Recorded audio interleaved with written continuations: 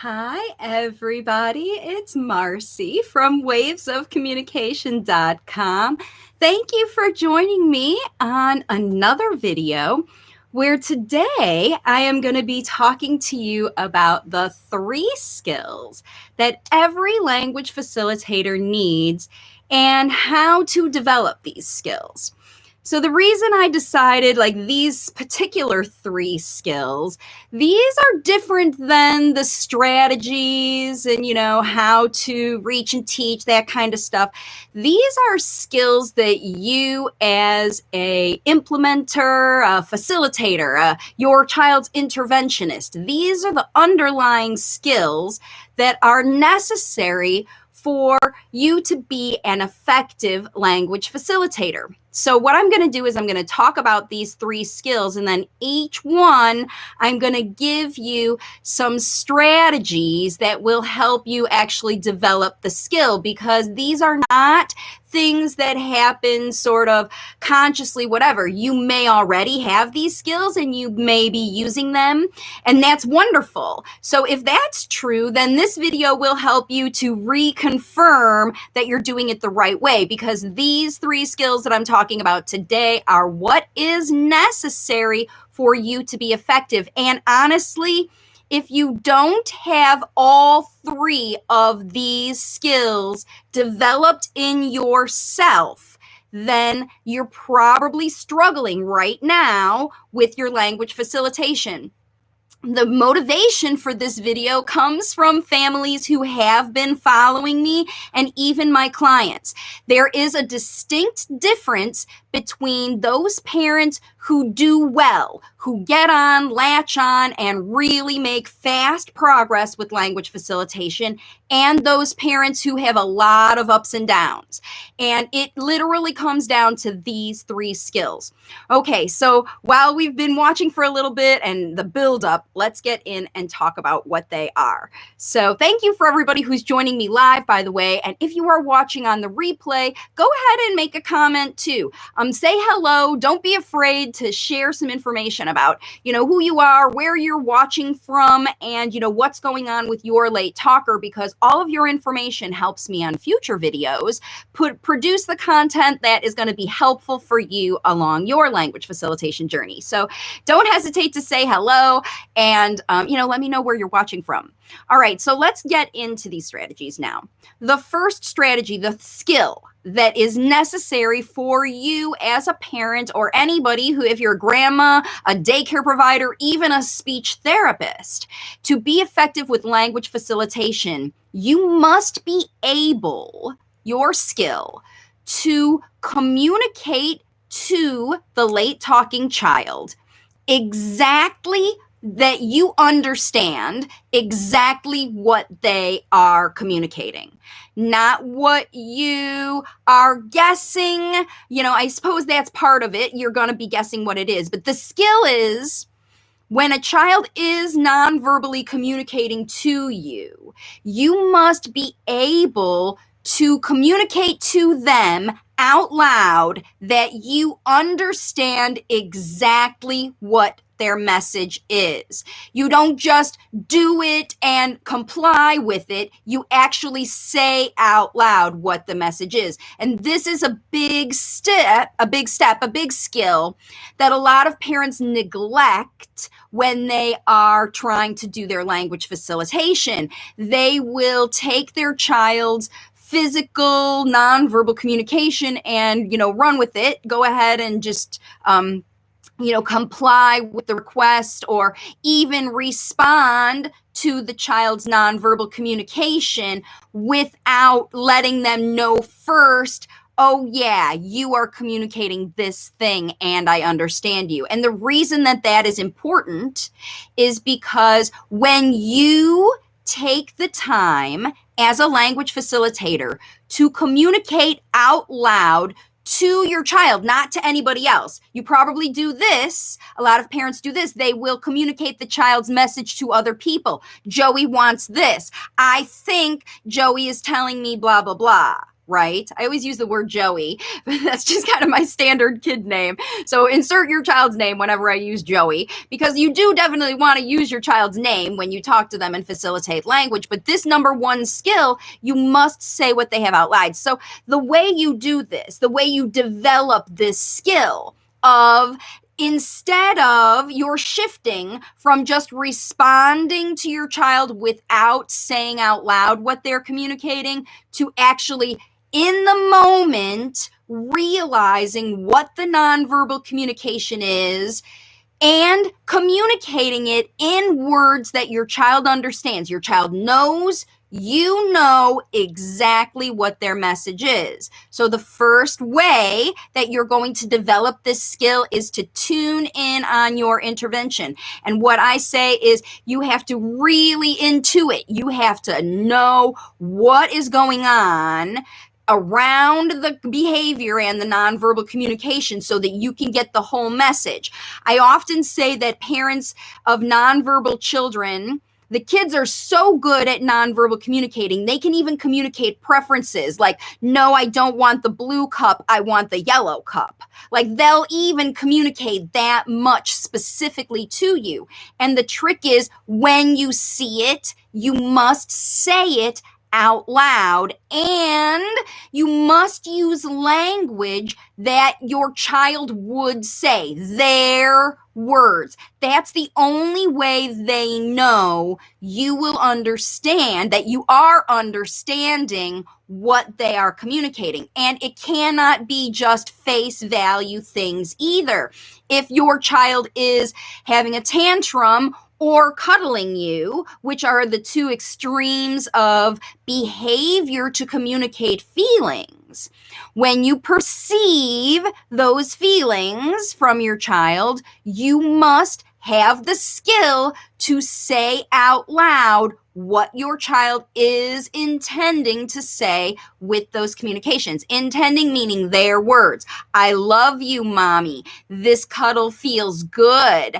I don't like what you're telling me to do. I don't want to do it. It's boring, repetitive. You know why? You have to understand all of these things. So this is where the intuition comes in and is necessary for you to be an effective language facilitator, because if you don't understand exactly the words that your child would say if they could say them, that's what we're talking about here. What would your child say if they had language?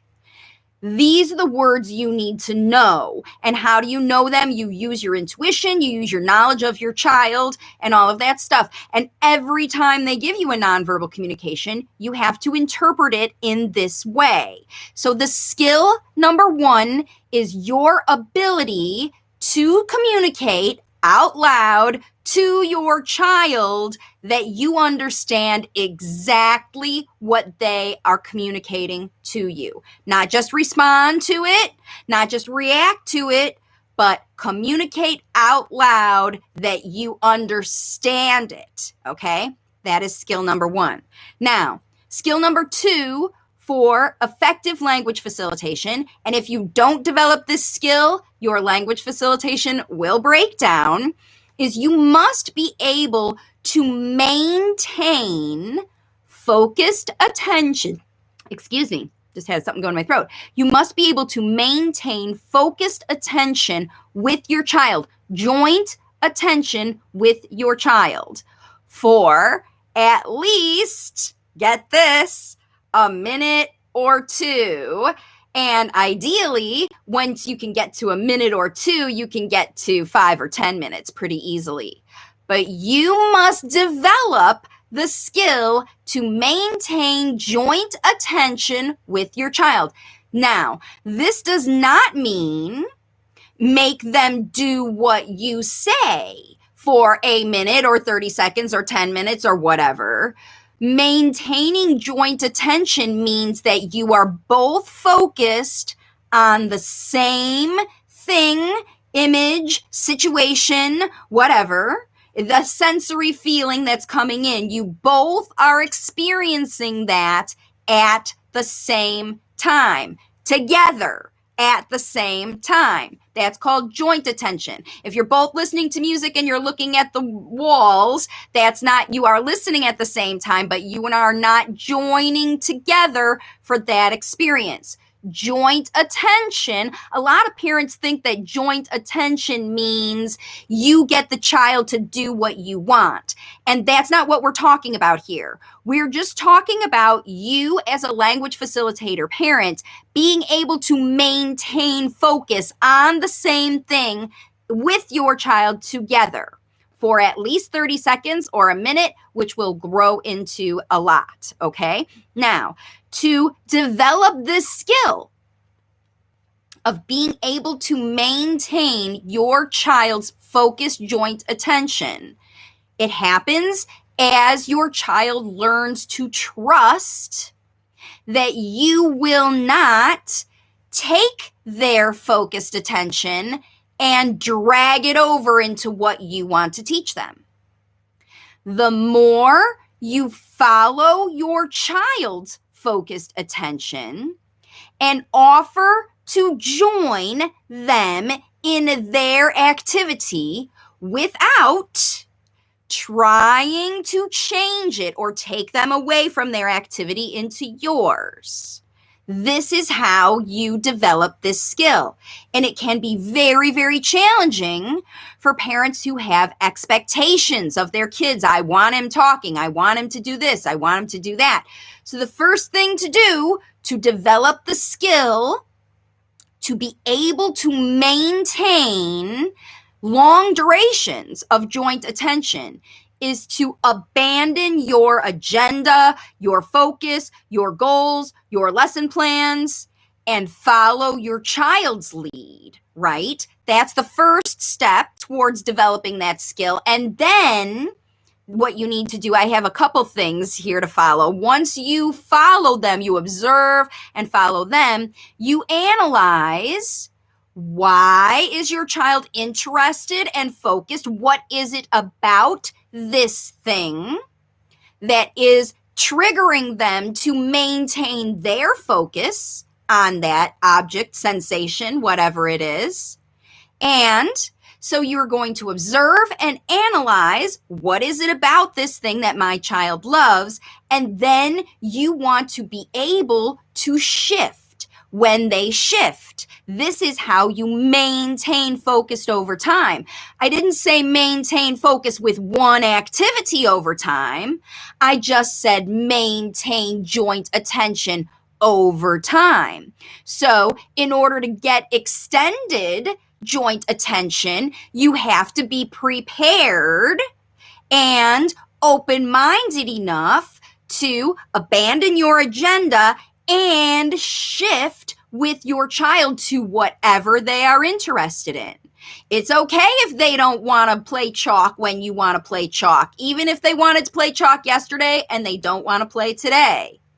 That's them shifting, because maybe we don't want to do the same thing every day. Maybe yesterday it was fun and they got burnt out. And maybe they want to try something new. They were so excited you tried that activity, they want a different new activity today.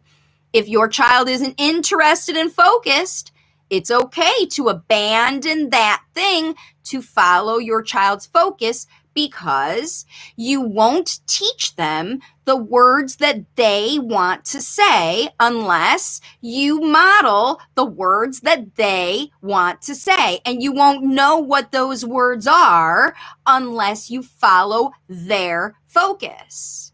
This is a major blockage for parents in the language facilitation process. They can't develop this skill to actually maintain the focused attention with their child because they're too attached to their own agenda or someone else's agenda. The speech therapist, the teacher, the ABA person, the whoever told me I had to do it this way, even when it doesn't feel good in your heart, right? This is where the skill comes in to worry about what is your child focused on, not what it says on the lesson plan or IEP. what your child is interested in doing, looking at, experiencing is what they want to talk about. And if you are facilitating natural language and you want it to come from your child, I'm guaranteed those are the words they want to say. And when parents do it, that's when their kids talk. But when parents neglect to develop this skill of following their child's interest and maintaining by keeping, because once you have maintained your child's interest for 30 seconds or a minute by following their lead, and you understand what they love about that thing, it's easy to make suggestions for new activities that your child will love. And that will come naturally to you.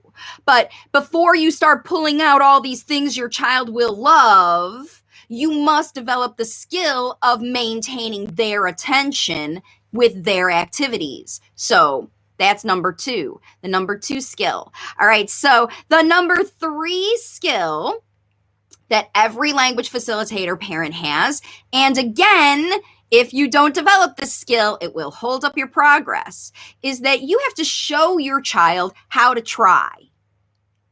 Because most lay talkers don't like to try to say words. And this usually comes from their experience of being forced to try things.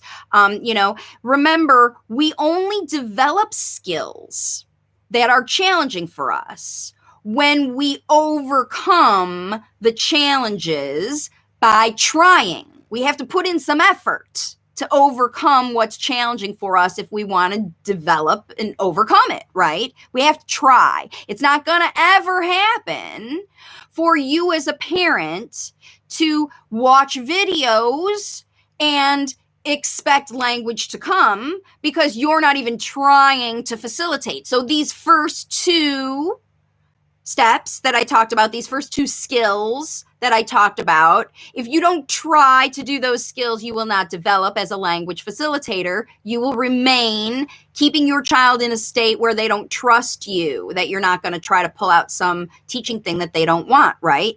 And that's why this last skill is so mandatory for every language facilitator parent. And this is the one that really blocks people off because they think getting kids to try in response, they use bribery to get kids to try at things. And that's how they think the more tries the child gets when I bribe them, the more they will develop. However, if you have been doing that with your child for a while, you know that over time it breaks down. You can never get a big enough reward. It just keeps getting bigger and bigger and bigger and bigger.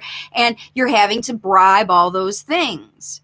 So teaching your child how to try is more than just getting them to do the thing you want to do. You have to get them to want to do the thing you ask them to do. You have to get them motivated enough to want to do that thing that they will overcome what previously, saying words and talking, was challenging.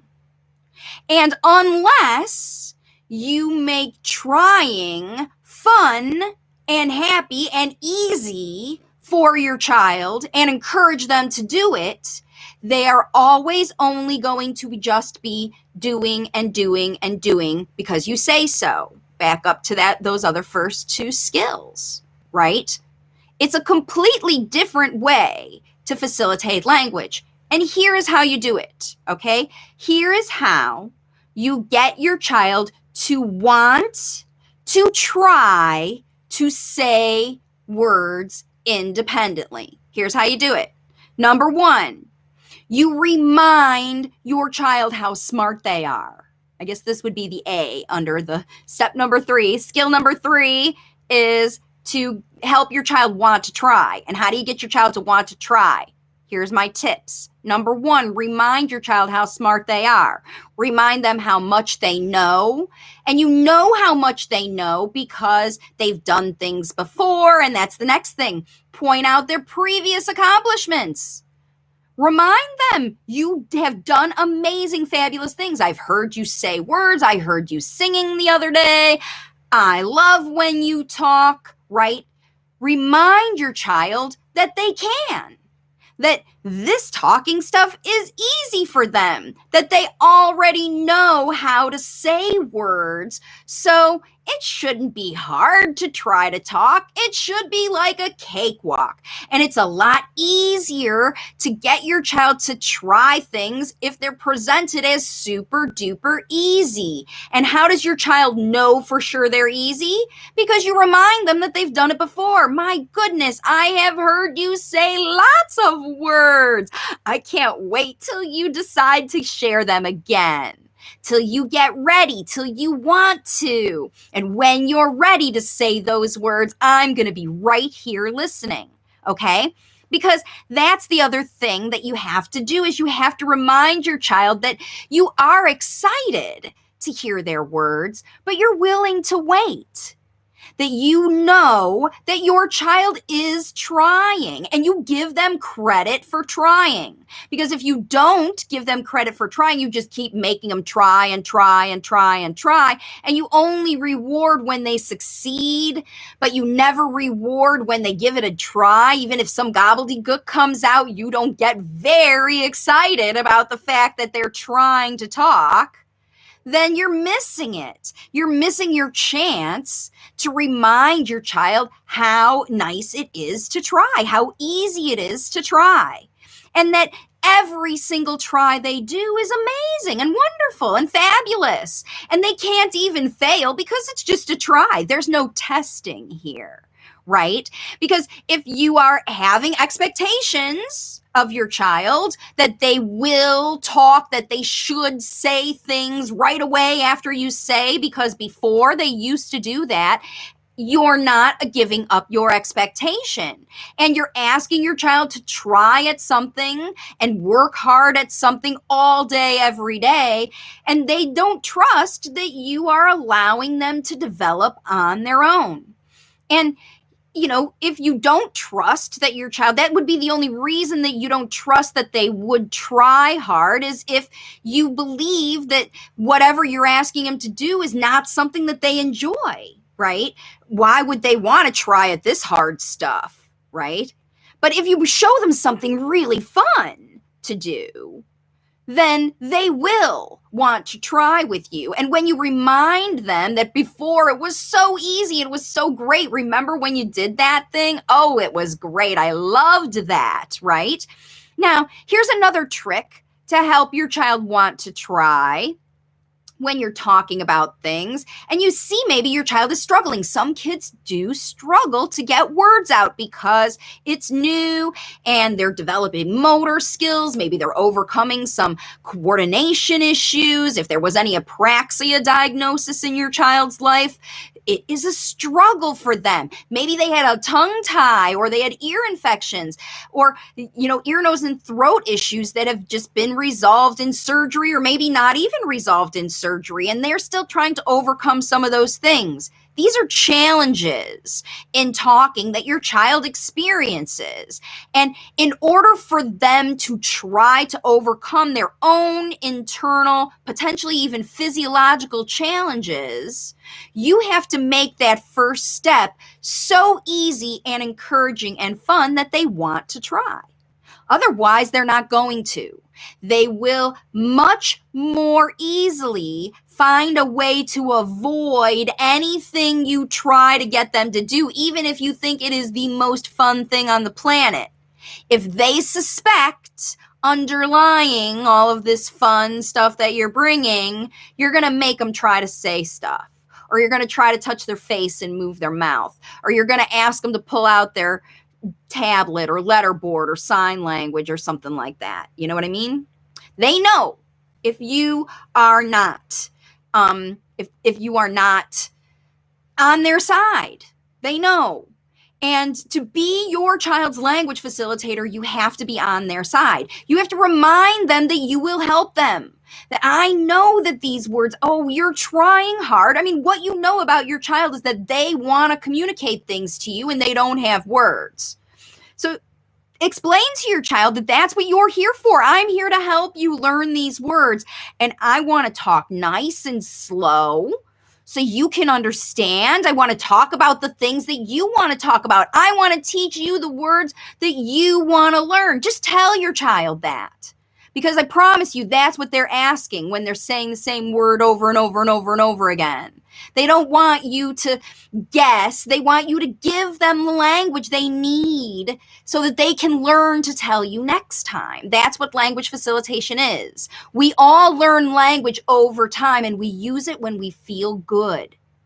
So this skill, this third skill of making sure your child wants to try to talk, encouraging them, wanting them to try to talk, being their biggest cheerleader, their biggest advocate, by reminding them that they can, that they know how to talk. And you do that by avoiding presenting them with repeated challenges that they don't like to do. They have to try hard to overcome these things if they want to overcome these things. You can't make your child's neural pathways build. If we could do that, we'd all have a magic pill that we could do. People have to develop their own language skills. You as parents are language facilitators. You are providing the language models that your child needs in the right way at the right time so that they can get and learn language the way that humans learn language naturally. That's what every parent does in language facilitation. And these three skills, I'm going to tell you one more time. Here they are. Number one, communicate out loud to your child that you understand exactly what they are communicating in their words by saying their words out loud in the moment. That skill is a necessary, fundamental language facilitation skill. Without it, you won't be successful.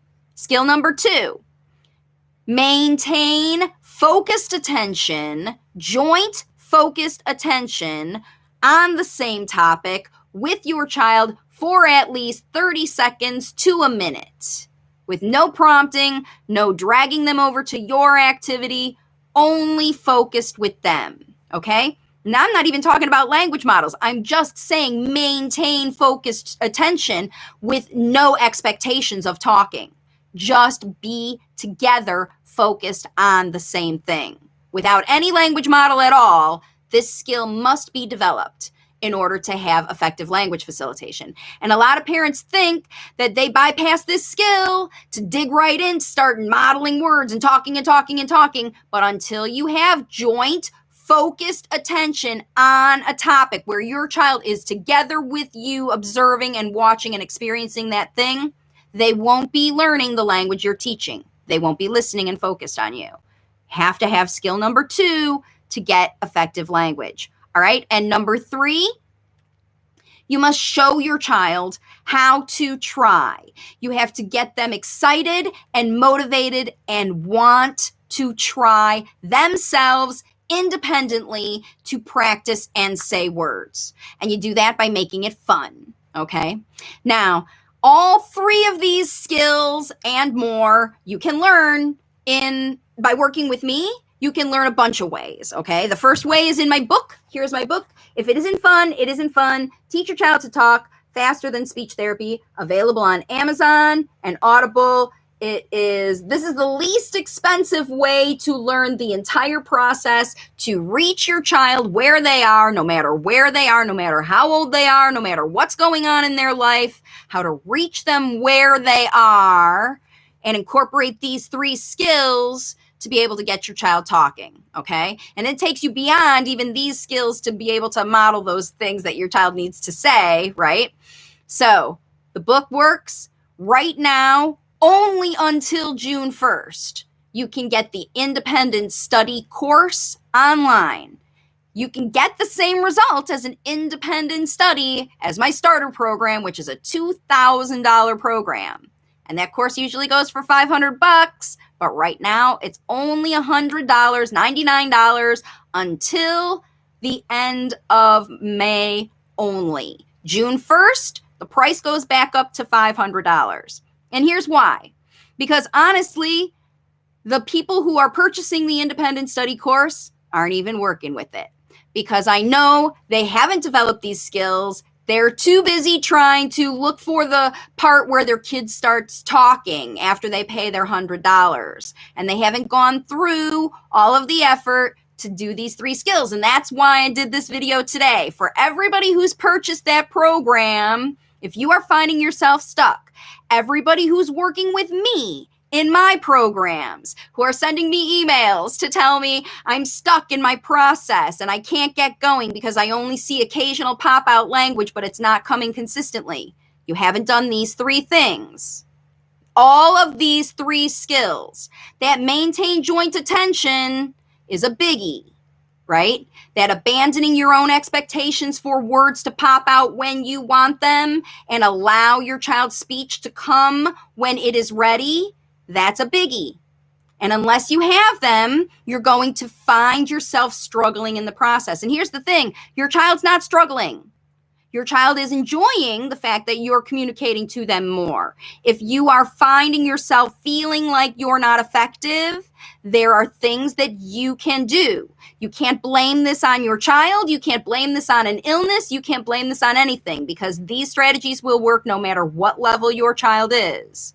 It's very important for parents to take ownership that this is a different process, that you have to be intuitive with your child, that you have to reach them where they are and respond and honor every single one of their feelings. Because even if they are not as important as other things in your life, like maybe your child's feelings are not as important as them getting nutrition, for example, in your eyes, that's not true for your child. So like I said, if you're forcing your child to do something, like forcing your child to eat or forcing your child to talk or forcing your child to do anything, then you're blocking the process because you haven't done these 3 things. You're not talking about what your child wants to talk about. So rather than going on and harping on it over and over again, I just kind of wanted to get real on this video and share with everybody these 3 skills that every language facilitator needs. Because it's not just tips and tricks. It's not just if we do more of it, more speech will come. In fact, in a lot of ways, you're going to be doing less pushing, prodding. You're going to be doing none of that, actually. But you still have to maintain boundaries with your child. You can't tolerate behavior that's out of line. You have to maintain your relationship as a parent and not let your child control you. I think that's part of what's going on with many families now. We've been, months in some cases in lockdown. Parents don't have any structure at home because they don't have their own language facilitation or educational plan.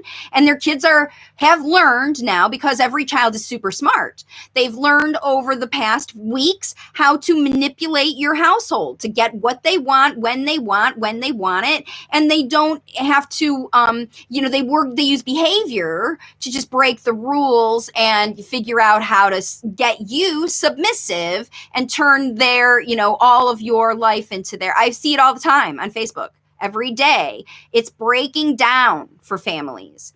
You don't have to let this happen. The lockdown will continue for weeks and weeks now. And if things are broken for you and you need to get guidance, if you invested in that course, whatever, you bought the book, you don't know how to do it, now maybe is the time for you to start to invest in coaching, or at least go back to these resources and review them again so that you get rededicated to your own language facilitation journey.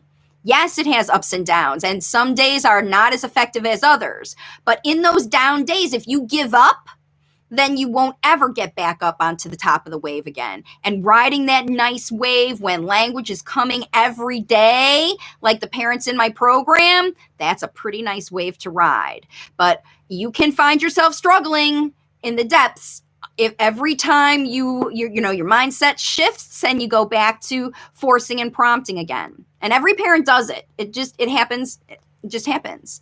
So I'm here to tell you that there is a choice. You can learn how to overcome these things. These 3 skills, if you're struggling, this is a biggie that will help you get your mindset turned back around. And really, these 3 skills, even if you don't read the book, you can get language if you get all 3 of these skills going, because you are responding to your child, you're modeling the language that they want, you're honoring their feelings, and you're encouraging them to try.